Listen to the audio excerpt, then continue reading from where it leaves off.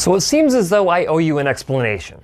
Hey guys, welcome back to the DrCliffAuD vlog. This is vlog number 142, and you're probably wondering why I'm so dressed up for this vlog. Well, I will explain that here in a second, but before I do, if you could do me a huge favor, click that like button. Really helps out my channel. And if you are not yet subscribed to the channel with notifications turned on, go ahead and do that as well, because then you never miss any of my new videos that I post. But, okay, so here's the thing. There's a lot of stuff going on, all right? A lot of moving parts in a lot of different places inside of my professional career. Not so much my personal life. That is relatively static, very, very stable personal life. But from a work life, things are changing a lot. And so I just feel like I owe you an explanation of like all the different things that are going on and essentially where the trajectory of my career is headed. Now, you've probably pieced together a lot of things from a variety of different vlogs that I've given you over the course of the past 2 years. But let me just kind of break it down for you very simply. When I first started my clinic, it was just me, all right? No employees, just Cliff Olson in one little room up in Anthem. Then I called it a clinic, and I did everything. I answered phone calls, I scheduled appointments, I did all the testing and the treatment and repairs, and all of that stuff was all me. Well, as I, was in business longer, because that was back in 2017, we started adding more staff, part-time front office person, another part-time front office person, hired another audiologist, brought in Ashley to come into the clinic, had an office manager, ended up relocating from Anthem down to Phoenix because we were kind of expanding so much inside of that executive office suite. We were renting like 7 spaces by the time that we left Anthem. And of course, all of this kind of coincided with COVID to some degree. But what basically was happening is that because the YouTube channel was getting bigger, more and more people were like, I want to go see that, see me, basically, at my clinic. And so things started to grow probably quicker than what most clinics that are starting from scratch would grow. Not all, some places they have such a huge demand with no providers, and those clinics explode like crazy as well. But it ended up creating this situation where I needed to spend a little bit more time working on the clinic rather than in the clinic. What I mean by that is that me being in my room all day seeing patients is great for patient care in general when I'm getting to interact with patients and treating them, following best practices at a really high level. The problem is that there's a lot of administrative things that need to happen behind the scenes to make sure that that clinic time is as productive as possible. And so I needed to remove myself from the clinic one day a week so I could do some of those administrative tasks. Well, as time went on and we had some more support, I actually added Fridays back in for a little bit, and so I was seeing patients 5 days a week. Well, when you see patients 5 days a week, you end up building up your patient base substantially, meaning there's a lot of patients that you build over the course of time when you're working 5 days a week. And that seems like a great problem to have because I personally love all of my patients, but it created a situation where I could not necessarily see all of my patients on my own because I had to start taking days away out of the clinic. And we just made the recent decision to take me out of the clinic both Thursdays and Fridays. So I'm only seeing patients 3 days a week. The problem with this is that I have a lot of patients, and so if I can't see those patients, somebody has to. And so we are making the decision for me to start transitioning some of my patients to other providers for certain types of appointments. So like we call them gold visits, which are a visit where you come in either every 3 months or every 6 months to have your devices checked, to make sure that the earwax is removed from your ears, to make sure that if there's any changes that we stay on top of that, any repairs that we need to get ahead of, we do that. And so there's a lot of stuff that goes into those visits, but they're about a half hour long. The platinum visits, which are the annual visits where we do a comprehensive hearing test, we do diagnostic tests on the hearing aids themselves, we do reprogramming using real-ear measurements on those devices to make sure that they're programmed appropriately, and then of course we do any earwax removal and all of that stuff. So it ends up being around an hour long. A lot of stuff happens in those visits.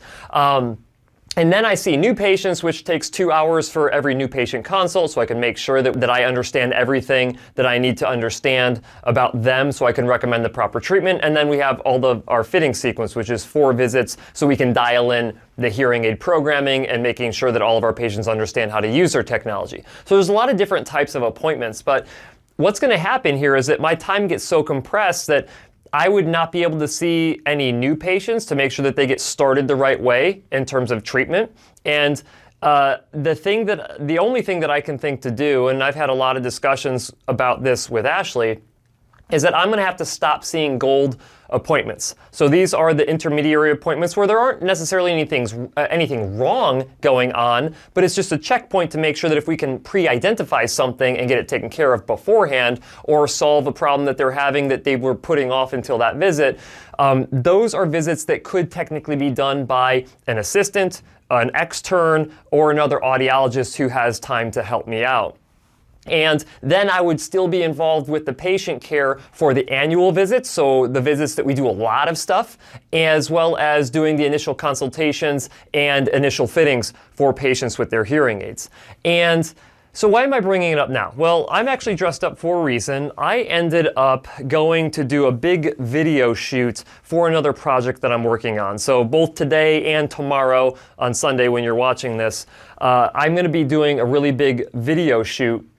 And it has just made me realize that I have so many other projects going on, because I just feel like while I love doing patient care inside of the clinic, it limits me to only helping one person at a time. And I still love that, and I don't think I'll ever give that aspect of my career up.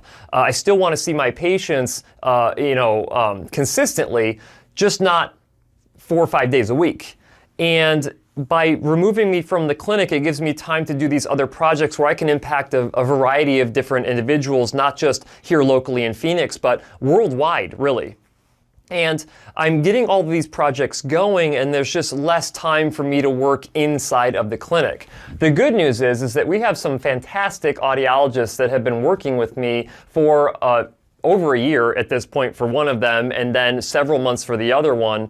And they have really taken on the challenge of practicing the same way that I practice. So I'm able to teach them how I do things and explain the reason why we do them that way, and the reason that we follow best practices, the reason that we never cut corners, the reason that we take the extra step to make sure that we get ahead of a problem before it becomes a problem, even though you wouldn't technically have to do it at that time.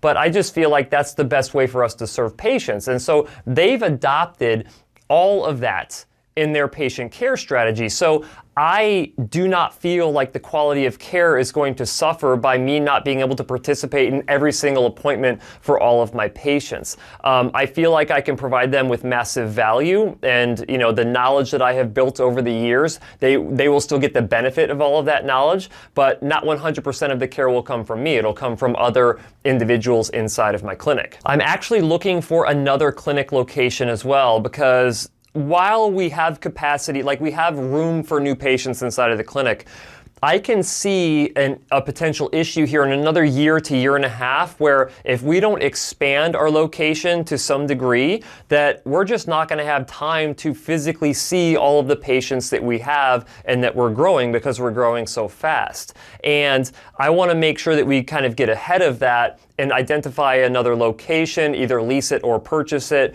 and open up a clinic there somewhere else inside of the valley to cut down on commute times for a lot of our patients, because we get patients who are willing to travel from a very far distance. It would be nice to kind of cut down that distance for some of our patients, but we'll see what happens with that. But again, that just takes a lot of time to be able to identify a location and then ultimately go and build it out. I mean, you guys saw how chaotic the build out of our current location was. I can only imagine what it would be like right now, now that everything has changed in terms of the cost of materials, the ability to get materials, and the crews that actually do build outs. That particular industry got decimated to some degree during COVID, and I feel like the ability to even find a crew to do a build out would be harder now than what it was prior to the pandemic. But ultimately, we're gonna find out.